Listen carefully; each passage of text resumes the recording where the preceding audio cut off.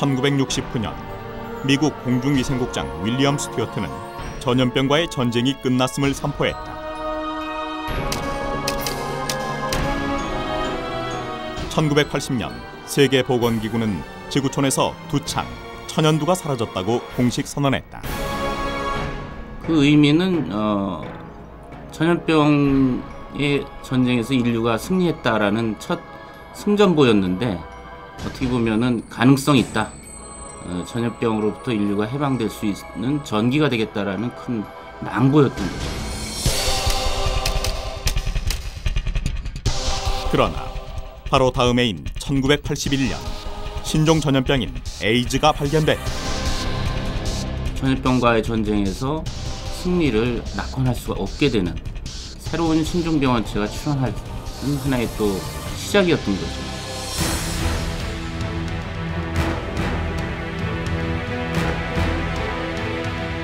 그 후 30여 년, 30여 종의 신종 전염병이 출현했다.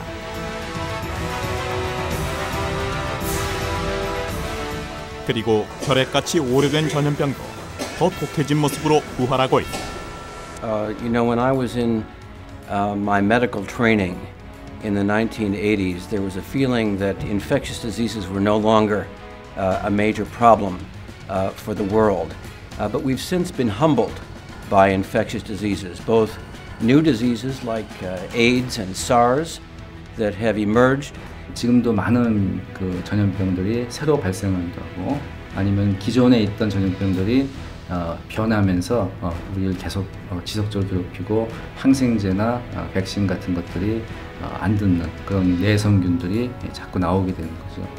심지어 극단적으로 21세기에 항생제가 전혀 없었던 1940년도 이전으로 돌아갈 거라는 그런 예측까지 나오고 있습니다. 전염병의 문제가 완전히 사라진 게 아니고 앞으로 또 21세기에도 계속 문제가 될 것이다 하는 점에서 계속 경고를 하고 있습니다.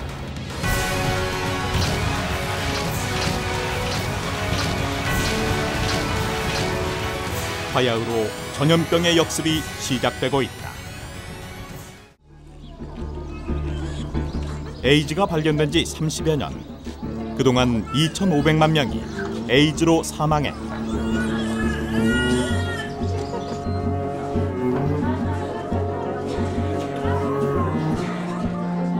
현재 에이즈에 감염된 사람은 3,300만 명 정도로 추산되고 있다.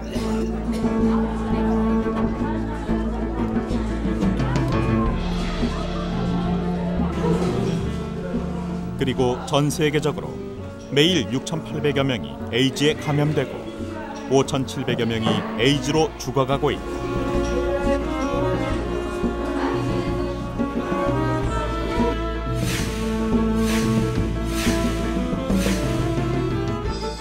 에이즈는 말 그대로 후천성 면역결핍증이다.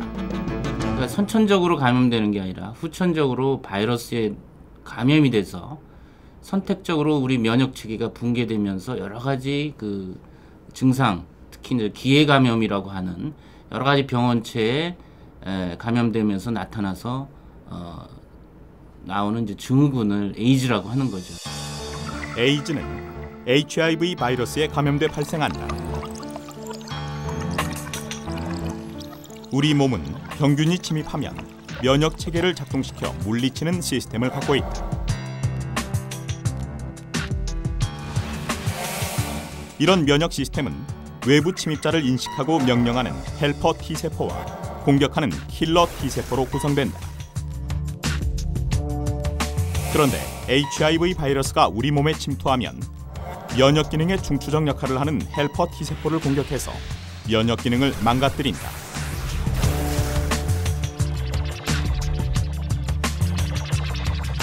그러면 우리 몸은 면역 결핍 상태가 돼서 치명적인 감염이나 악성 종양이 나타날 수 있다. 현대의 흑사병으로 불리는 에이즈. 에이즈는 도대체 어떻게 시작됐을까? 1981년 미국 캘리포니아에서 동성애자 사이에서 이유를 알 수 없는 곰팡이균인 주폐포자증 폐렴 환자가 생기면서 우리가 주시를 하고 원인을 인간 면역 바이러스라고 밝혀냈지만 그걸 역으로 역사적으로 더 추적을 해봤더니 1950년대 경에 이제 아프리카 중부에 이 자이레라든지 이런 나이지리아 이런 나라에서 이 원숭이라든지 침팬지에서 이 에이즈 바이러스와 유사한 원숭이 면역결핍 바이러스를 발견했고 추정하기로는 그런 그 원숭이 침팬지를 사냥하면서 그 고기를 먹거나 아니면 또 사냥하는 과정 중에서 다쳐서 피부에 상처를 통해서 균이 바이러스가 감염돼서 그것이 에이즈 바이러스의 시초가 됐다라고 지금 믿고 있습니다. 에이즈 바이러스 같은 신종 바이러스는 많은 경우에 열대림에 서식하는 원숭이나 쥐, 박쥐 등을 자연 숙주로 삼는다. 그 바이러스들은 최근까지 숲에 밀폐돼 있어서 우리 앞에 모습을 나타내지 않았던 것이다. 밀림을 남벌하거나 또는 과도하게 무슨 개간을 하거나 하지 않았으면은 그런 야생 동물들하고 인간들이 수시로 만날 기회가 별로 없었을 텐데 그런 그 인간들의 어떤 잘못된 욕망이나 지나친 개발을 통해서 숨겨져 있던 그런 병원체하고 인간이 조우하게 되고 있는 것이고. 지난 2003년 전 세계를 공포에 떨게 한 사스 바이러스는 감기의 한 원인인 코로나 바이러스의 변종이다.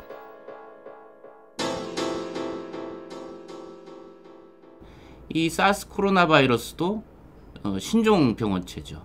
물론 그걸 조사를 해봤더니 이제 그 중국 남부 광동성의 사양 고양이가 바이러스를 보유하고 있었고, 그걸 더 역추적해 보니까 이 그 밀림에 있었던 박쥐에서 또 바이러스가 나와서 박쥐에서 사양 고양이로 오고, 사양 고양이를 그 식용으로 사용하기 위해서 이제 도살하던 그 식당 종업원이 걸리고, 그 걸린 환자를 보던 의사가 걸리고, 의사가 이제 홍콩에 와서 여기 퍼트린, 이런 것들이 역추적으로 밝혀졌다시피 이런 사례들은 많습니다.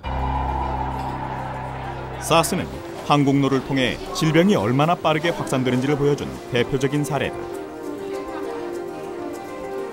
홍콩에서 처음 사스가 발병한 지 며칠 만에 캐나다와 베트남에서 감염자가 나왔고, 곧이어 유럽에도 상륙했다.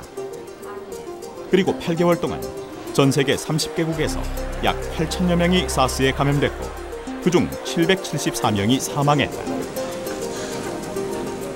현대의 첨단 교통수단 덕분에 전염병은 어느 때보다 신속하게 전 세계 곳곳으로 퍼져나갈 수 있게 된 것이다.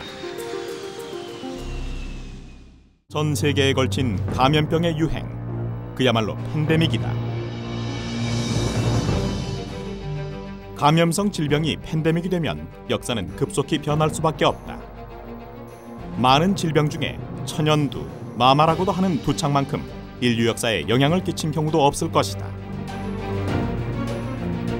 이집트 20대 왕조의 파라오 람세스 5세, 수상록으로 유명한 로마 황제 마르쿠스 아우렐리우스, 프랑스의 황제 루이 15세, 이들은 모두 두창으로 사망했다.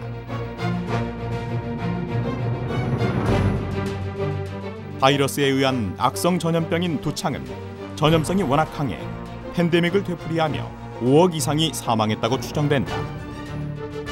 두창의 팬데믹과 관련해 가장 유명한 이야기는 아메리카 원주민들의 이야기다. 아메리카 대륙에는 유럽이나 아시아에는 흔하고 오랜 동안 피해를 준 몇 가지 병들이 없었습니다. 대표적인 게 두창, 인플루엔자 그런 것들이었었는데, 아메리카에는 가축이 거의 없습니다. 가축으로 키울 만한, 그렇게 사육할 만한 동물의 종류가 적었기 때문에 가축이 적었고, 따라서 가축으로부터 전염병이 오는 기회가 그만큼 적었던 거죠. 당연히 면역력도 없는 상태죠. 아무런 면역이 없는 사람에게 새로운 병원체가 닥치니까 아주 괴멸적인 피해를 입었고, 당시 아메리카를 침략했던 스페인 정복자 무리 중에 두창을 앓는 이가 있어 두창이 퍼지기 시작했는데, 그 파괴력은 총칼과는 비교가 안 됐다. 두창으로 인해 아즈텍, 마야, 잉카 등 아메리카 원주민 문명이 거의 멸망했다. 1518년부터 1531년까지 원주민의 3분의 1 이상이 두창으로 사망했을 정도다. 전염병이 인류의 역사를 바꾼 것이다.